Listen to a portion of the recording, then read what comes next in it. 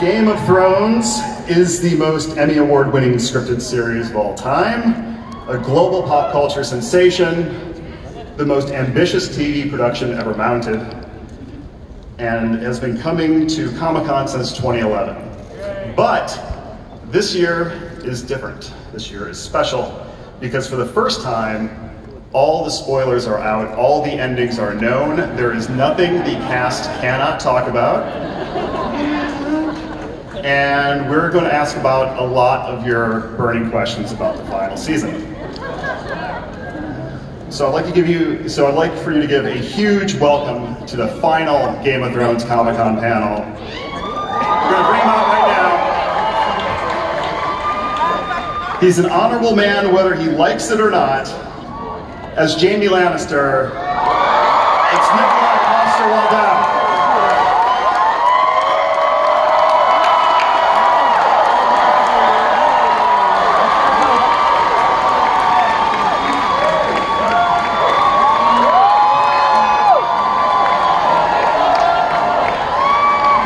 Hey guys.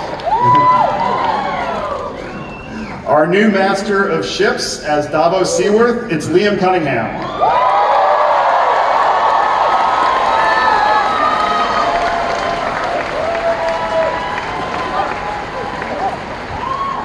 He was commander of the Unsullied as Grey Worm, it's Jacob Anderson.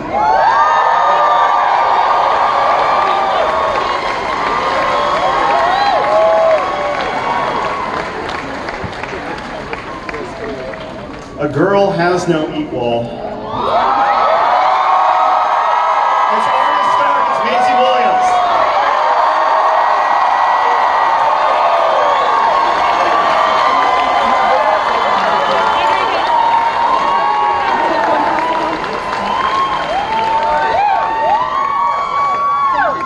As our new Grand Maester of the Six Kingdoms, Samwell Tarly, it's John Bradley.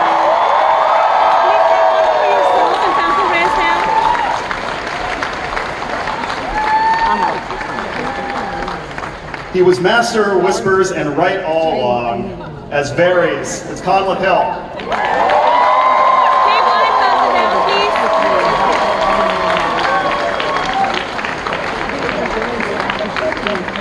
And finally, hail to the king. As Bran Stark, it's Isaac Hempstead Wright.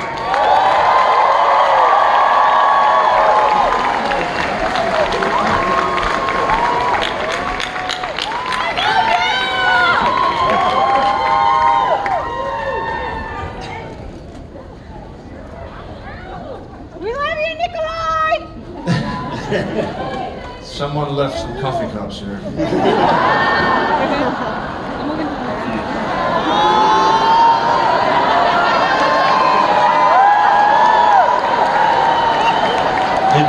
It's Dornish wine. So first off, congratulations to all of you with Game of Thrones being nominated for 32 Emmys this week, including Best Supporting Actor nods for Nikolaj and Maisie. Yeah. Single most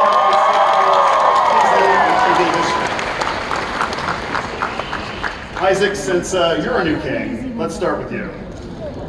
Perhaps the biggest question from the start of the show was who would end up in the Iron Throne, and the closest answer to that question ended up being Bran Stark. So since the finale has aired, have fans reacted any differently to you? What's that been like for you? It's been great. I mean, Bran was always kind of a bit of a periphery character. He was never really involved in the main sort of action for many seasons. And all of a sudden he's the king, so it was pretty cool. I've forced my family and friends to now refer to me only as Your Grace. So remember that, everyone. Your Grace! And in the world of Game of Thrones, where the story is continuing, how do you imagine that Bran Stark's first couple months in office have gone? What has he accomplished so far? I mean, I can't imagine his government is a barrel of laughs. I think it might be quite serious. And I guess, to all intents and purposes, Westeros is now a surveillance state, with Bran aware of everything that everyone's doing, so, yeah. Do you think he ended up finding Drogon, and if so, what did he do with them? Burn a couple of cities down, got back, get the revenge. Let's see. Along those lines, Maisie, as You know, what do you? How do you imagine that Arya's backpacking tour is going? I love you, Maisie! I'm sure she's having a wonderful time. Like Dora the Explorer. Minus the bob. But maybe she's cut a bob in, you know? West of Westeros might like the bob, so who knows? Probably a little more stouty than Dora, I'd imagine. Yeah.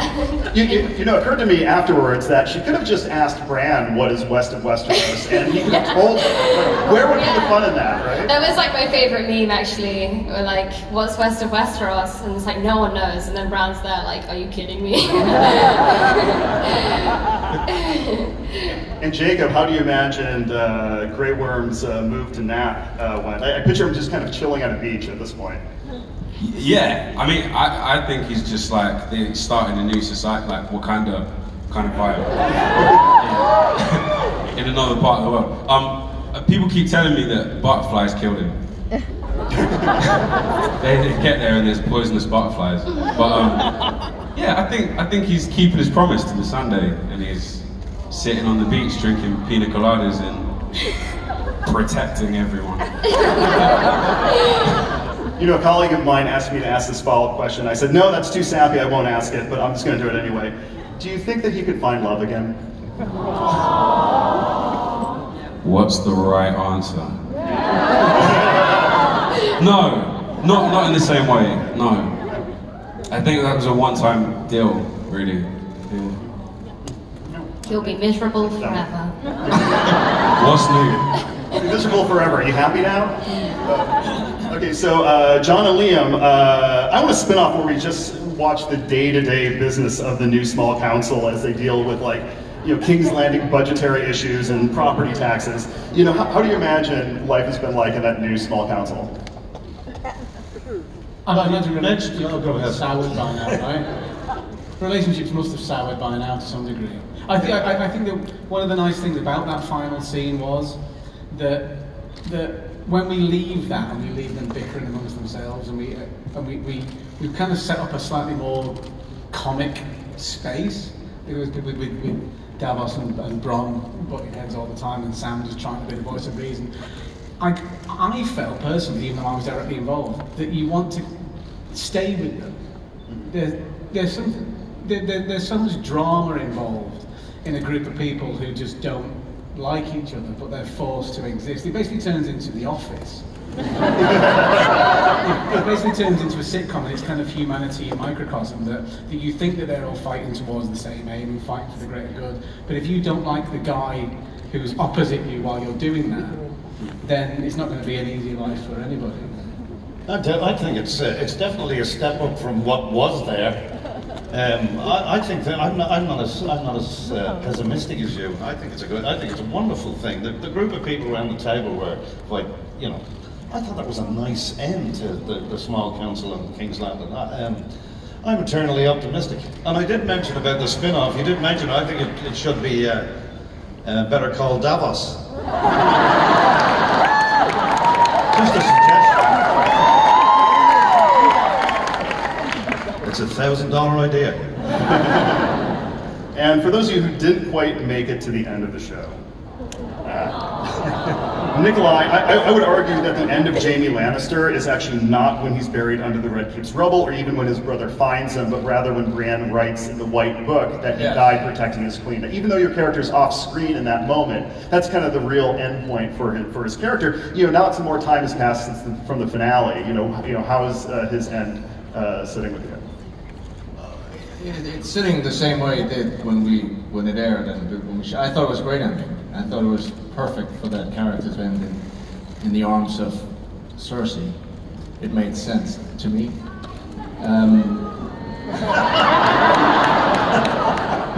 You know, It's always one.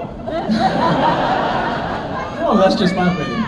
But I think for me, the scene with Gwendolyn Christie as Brienne when she fills in the blanks in the book was really beautiful, and I think that showed her understanding of Jaime and the love of Jaime, and I thought that was just a beautiful scene.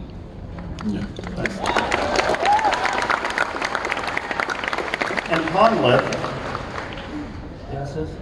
we did an interview for EW when you're on set and you're like still in character and you're still very much in the story. And that interview got a lot of attention. It got a lot of pickup. You were very candid about your feelings about the final season. And internet being internet, I think it kind of got, some of those quotes got kind of cherry picked and put onto other sites and kind of pushed perhaps a bit further than you intended. I got the feeling you kind of wanted to address that a bit, and maybe some more time has passed. How are you now feeling about the end of Varys? Well, I don't regret starting the petition.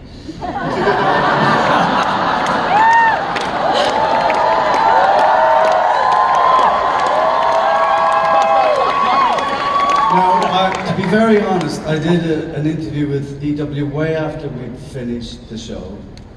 And the question was, how did you feel at the time? And I was very honest that I was absolutely gutted to get so close but not make the end. But then what? No. It's inside your head.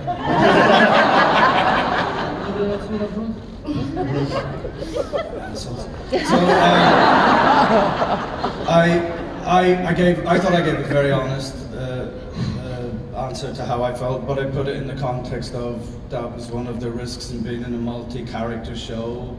And I thought the whole initial interview was very balanced, but as you say, it was picked over like a whale on a beach, and they took all the negative out of it and didn't put any of the positive in. So for the record, I loved all my 10 years on Game of Thrones. I started when I was 15. Cut your face. Not funny. And it was a life-changing experience, and I met wonderful people on and off screen who I worked with, who were beautiful inside and out. And the one thing that last series was about was the futility of conflict and the pointlessness of war. And if you get one thing from that whole show, take that, because it doesn't work.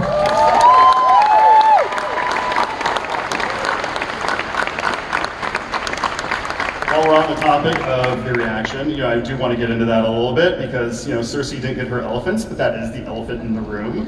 When I spoke to each of you on the set, I got the feeling everyone was expecting a certain percentage of fan upset over the final season, either because you obviously can't please everybody, and also because a certain, scripted things were pretty much intended to be divisive.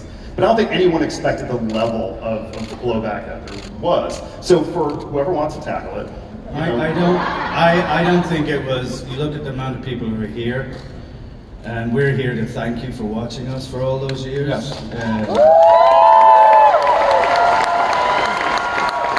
We were never divisive as a cast. We didn't fight among each other. We always did our hardest work and crew for you. And so we're very grateful for your fandom over the years, and I think this is the reality rather than a sort of media-led hate campaign as it was. And also remember, it's like it was surprising the level of, the absurdity of an online petition. Yes. Of course, the HBO are going to change the whole thing. Yes. Yeah. Because that's the power of the internet. But every season we had huge controversies, and there was like, from Ned Stark being killed, it was like, I'm never gonna watch that piece of shit show again. And then there was the Red Wedding, and there was every season. And I think, obviously, the end, in a show that, I think it's been, feel so lucky to have met so many people just here, but also fans of the show, and realizing that this show has brought so many people together, watching it, loving it.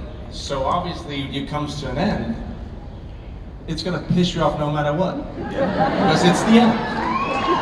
That's so hard.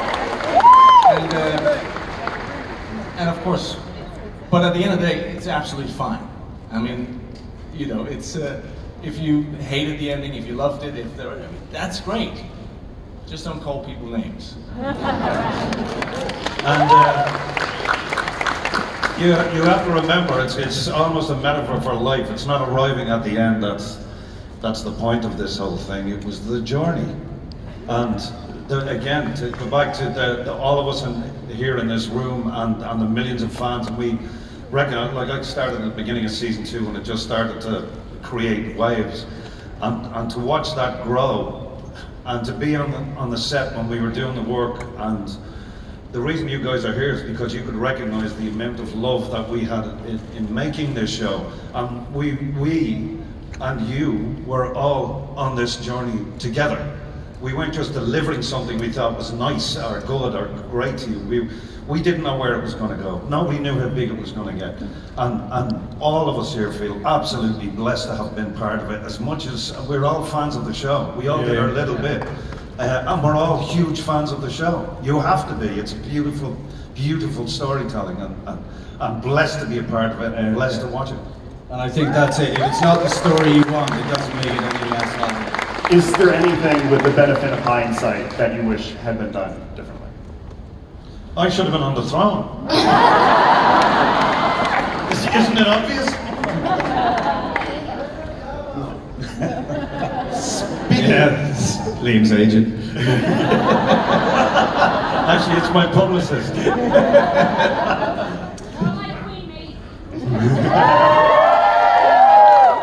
Speaking of endings, I want to get into some specific burning questions about the final season for each of you that I'm actually quite excited to ask.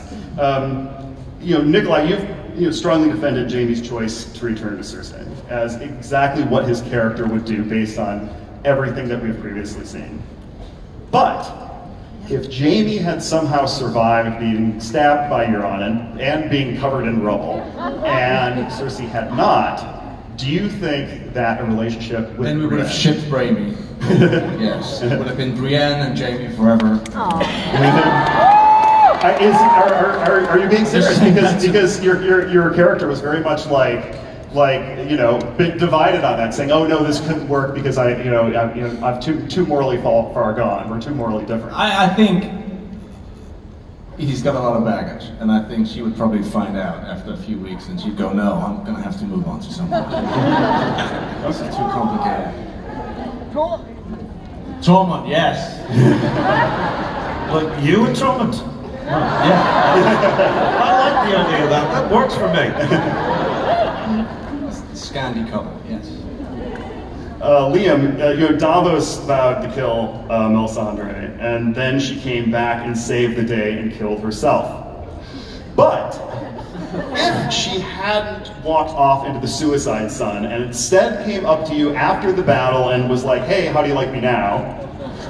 would Davos still have been able to go through killing her in cold blood after she just helped save so many lives? No, can't, don't help me. I see we've got a few psychiatric patients in here this evening.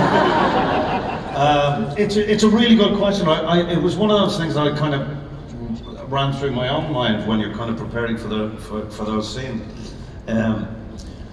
I'm not sure.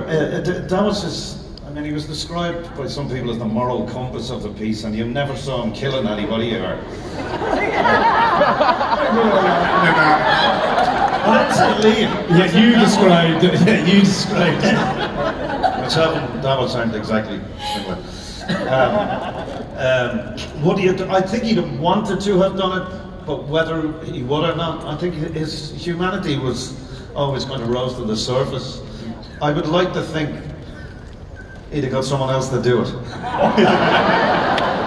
Now that he's a lord. Don't forget, I got a promotion. I'm not Sir Davos anymore. I'm the Lord Davos. The moral compass. It's a bit of a stretch.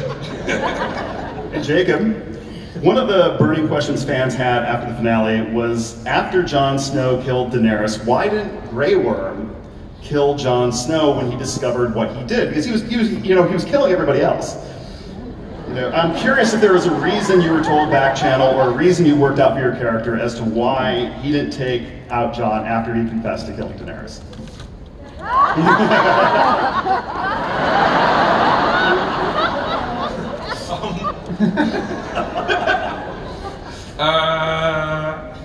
It's a good question. I think that there is, like in my head, I think there maybe came a point for Grey Worm towards the end where it was just like enough is enough. I think that's a big reason why he kind of left was it was like everybody that was ever dear to him was dead now. And he'd only just learned how to have people be dear to him. And so I think he just wanted to get, it was like, this is a violent place, and this is not what I want my existence to be anymore. I don't just want it to be violent. So I think there's a sense that he was willing for there to be a trial. He wasn't just trying to like kill everyone anymore. I don't think he wants necessarily to kill Jon Snow, he just doesn't want him to be alive. Yeah. I mean, if I was Jon Snow and Grey Worm walked in, I would be like, hey, crazy thing, the murder dragon just killed Daenerys and took off with her. Who knows if they'll be back? Because after that, everybody in King's Landing would have been down for blaming the dragon. Yeah. Standing there. So, Conleth, this one I'm pretty sure I know the answer to, but you know, it's one of those things that I think a lot of people missed at the very least. At the start of his final episode, a kitchen girl tells Varys that Dany won't eat, and he tells her to try again at supper. It's a cryptic exchange, but Varys is, I mean, he's trying to kill, he's trying to poison Dany there, right? Was that what his intention was? Question? Yeah. Okay, James. Can I call it James? Yeah, once he decides she's gonna kill, you know, he's not wrong.